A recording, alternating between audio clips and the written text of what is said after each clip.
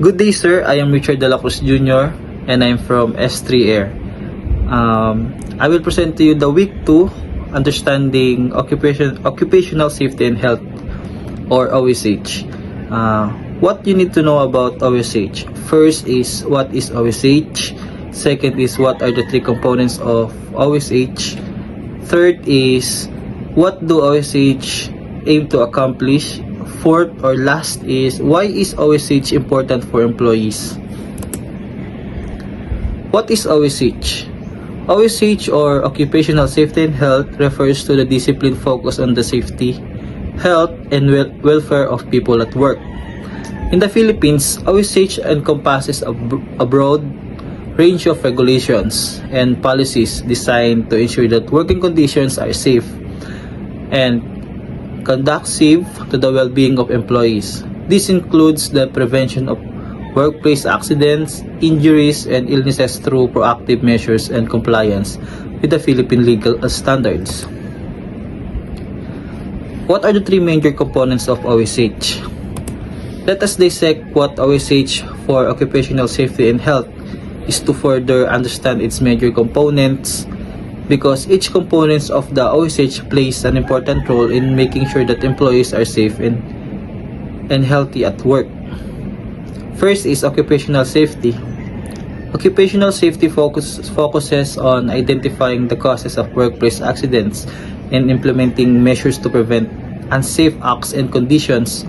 This includes principles of: first is good housekeeping, second is proper handling and storage of materials, third is machine safety, fourth, electrical safety, fifth, fire prevention and control, sixth is conducting safety inspections, and lastly is investigating accidents. Second component of OSH is occupational health. Occupational health examines how various workplace hazards and risks can lead to illnesses.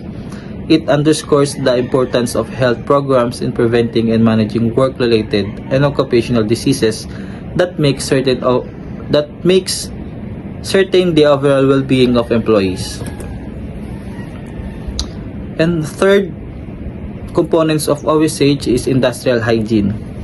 Industrial hygiene involves the identification, evaluation, and control of physical and chemical, biological, and ergonomic hazards in the workplace. It aims to create a safe and healthy work environment by addressing potential hazards through proactive measures. What do OSH aim to accomplish? Understanding the three components of OSH, we can therefore say that OSH aims to first promote and maintain the highest level of physical, mental, and social well-being among employees across all industries. Second, to focus on preventing negative health impacts caused by working conditions and making sure that the workplace is very well suited to the physical and mental needs of employees. Third is to emphasize adapting work process that fits human capabilities rather than forcing workers to conform potentially harmful job requirements. Why is OSH important for employees? Depending on the person you ask, you will get different answers. But if you think about more deeply, OSH exists because of the following reasons. First is ethical responsibility. We say that this is number one because employers have a moral obligations to protect employees from accidents and illnesses while earning profit. And workers have the right to a safe and healthful workplace. Ensuring your well-being as a worker is a fundamental ethical responsibility. The second OSH important for employees is economic benefits. If you think OSH as something about safety and health alone, you are not thinking deeply enough.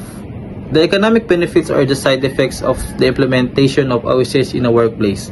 So, how does a company and employees benefit economically? A. Reduces financial costs. Initially, it is true that employers have to pay for the OSH training of their employees and provide them with all the necessary protection like PPEs. Yes, this is initial investment and admittedly a considerable amount of money. However, implementing effective OSH measures can significantly reduce the costs associated with workplace accidents, including medical expenses, compensation claims, and lost working hours. Second is enhances productivity and efficiency. While this not so obvious reason, healthy and safe working conditions contribute to higher productivity and efficiency. Because when employees feel secure and are free from health risks, they are more motivated and perform at their best. Nobody wants to work in a place where they feel like one of their feet is already in the grave. Third is business sustainability. Another not so obvious reason is the business sustainability. Preventing accidents and illnesses helps maintain consistent productivity and can prevent severe financial losses that might otherwise threaten the survival of a business. The third important for OSH employees, it's a legal compliance. Workplaces in the Philippines are still experiencing a higher number of accidents and other health-related issues. A law for keeping workers safe has to be made stand between them and the employers. Adhering to OSH standards and regulations such as those mandated by Republic Act 11058 and IRR DO 19818, it ensures that businesses operate within the boundaries of the law. Compliance to these laws help build a culture of safety. On the other hand, employers violating OSH laws can face penalties and work stoppage orders issued by DOLE. Compliance with these laws is a critical aspect of business operations. Fourth, important for employees is protects employee safety and health. The OSH standards are all about protecting you, the employees. It ensures that employees have a safe working environment that help prevent injuries, illnesses, and fatalities. It safeguards employees' well-being while promoting a healthier workplace. It is every employee's health and safety assurance. And lastly, promotes a positive workplace culture. A strong focus on OSH creates a positive work environment where employees feel valued and protected, leading to higher job satisfaction, reduced turnover rates, and a better overall workplace atmosphere.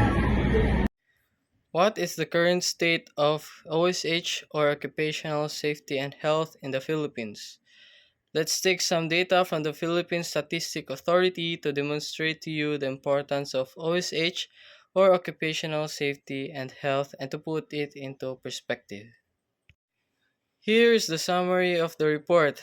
This is not a complete report, but you will understand why the implementation of OSH is important. Here are our analysis. The manufacturing sector has the highest number of total incidents and incidents with workdays lost. Construction and wholesale retail trade sectors also show high incident rates, particularly with workdays lost.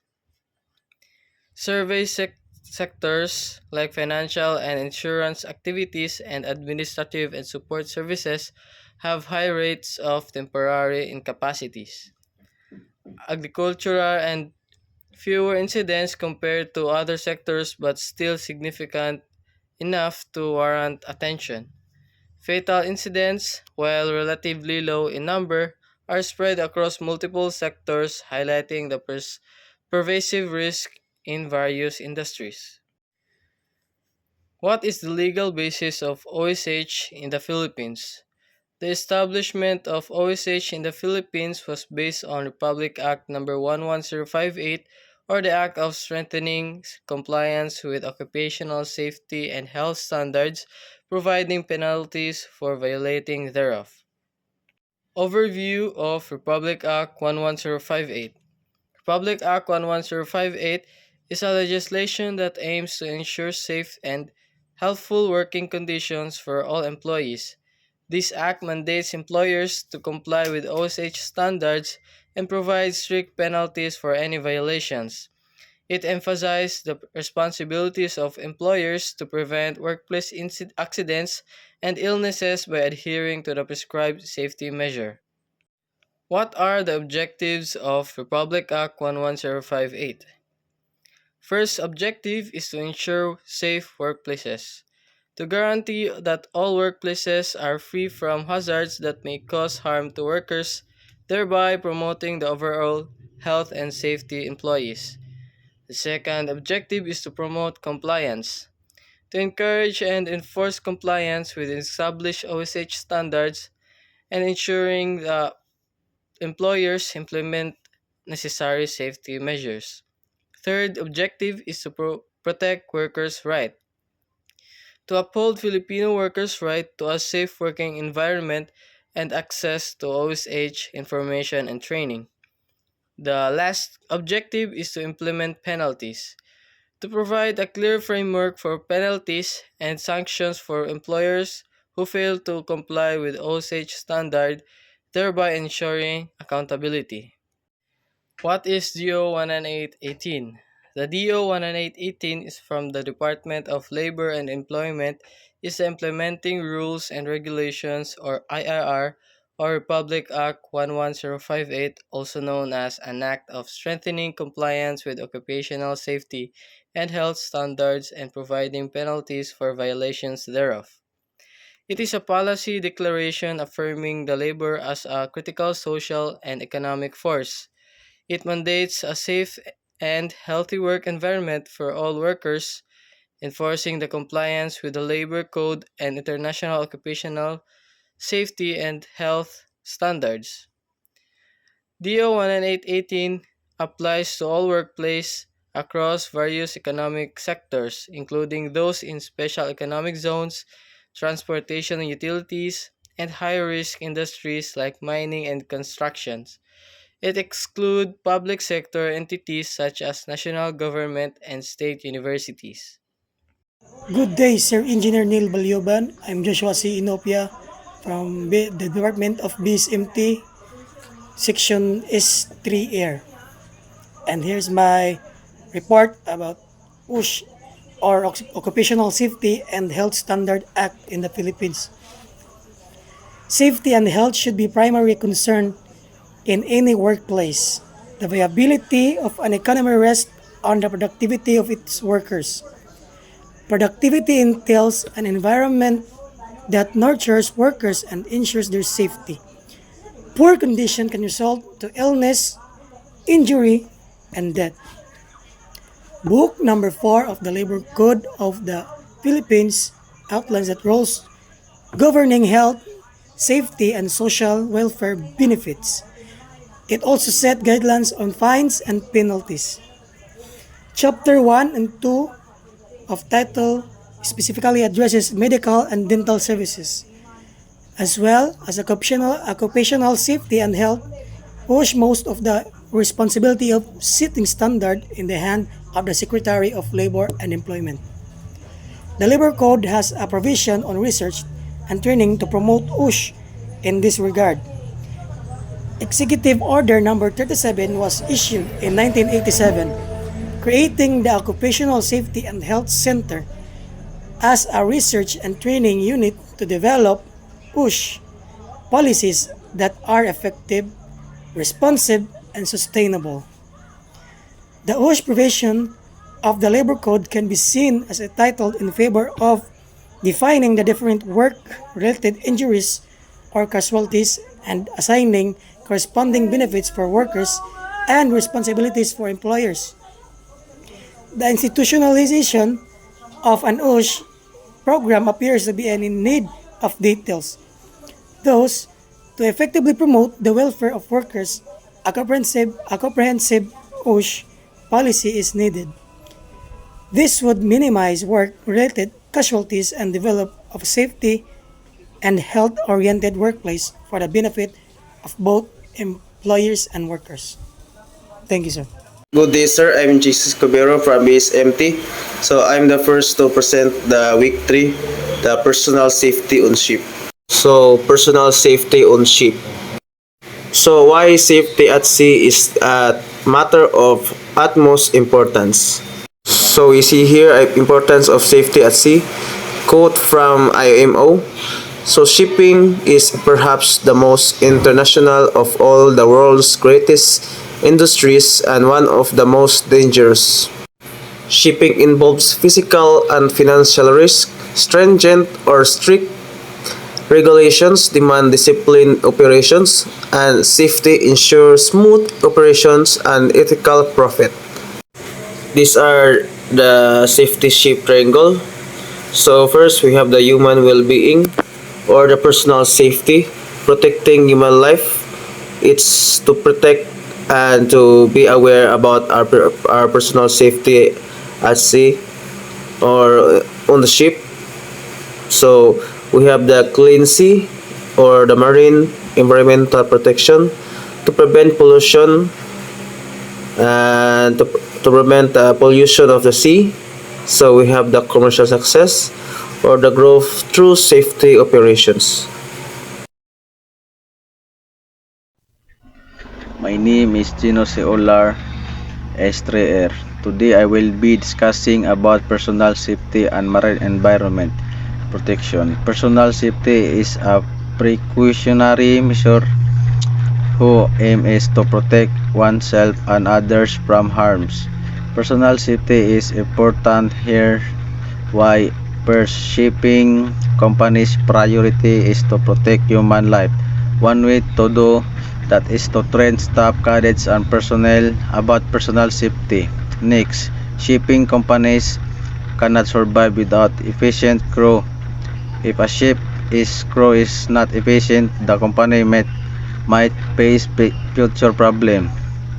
Ensuring personal safety ensure company efficient. No one would dare to work in a company where members are neglected. Now let us proceed to marine environment protection. As a future seafarer, in what way can we protect the marine environment? First, prevent pollution to domestic and international water.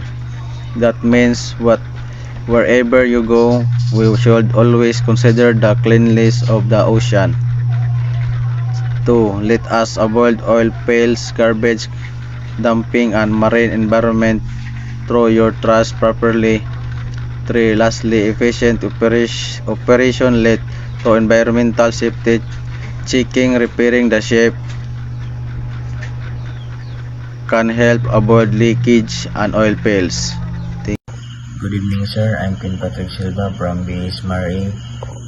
I'm to present the commercial success and personal checklist. Commercial success follow personal and environmental safety. Safety operations save time, money, labor. Safety ensure growth and probability. Personal checklist. Awareness of surroundings. Know your workspace and risk. Assess the job requirements for safety. Calculation of risk. Calculate harms from accidents. Stop if you suspect unsafe procedures. Hello, good morning, sir. Engineer Neil Balyuban. I am the last reporter of my group in week 3. Before I will start, I would like to introduce myself. My name is Arnoy Joel Novella from Section S3 Air. And I have 3 main topics of my report in personal checklist. The 3 main topics of my checklist is work on risk before the job. Number 2 is check your PPE. And number 3 is escape route. First, work on risk before the job. We must minimize hazards before starting, and it's impossible to eliminate all risk, but to reduce them. Why should you do a risk assessment before starting any work? The reason is not only can risk assessment reduce the likelihood of accident, they also help raise awareness of hazards and minimize risk. Why it is important to include risk in the work plan? Because it helps you to make decisions and protect your business from negative events. My second main topic is check your PPE. Use appropriate personal protective equipment and know how to use safety tools in emergencies. On our PPE, we must be always prepared on what we should wear. First is helmet, coverall, gloves, shoes, and etc. My last topic is escape route. Always have an escape route in case of emergency. Ships are hazardous environments, so preparation is critical. Be ready for unexpected situations, even with safety measures in place. So, what is an escape plan? Escape route. These are the paths available to firefighters from the current location when exposed to danger to an area from danger. How many escape routes are there in a ship? Above the bulkhead deck, 2 widely separated escape routes are required, with access to lifeboat and life raft decks.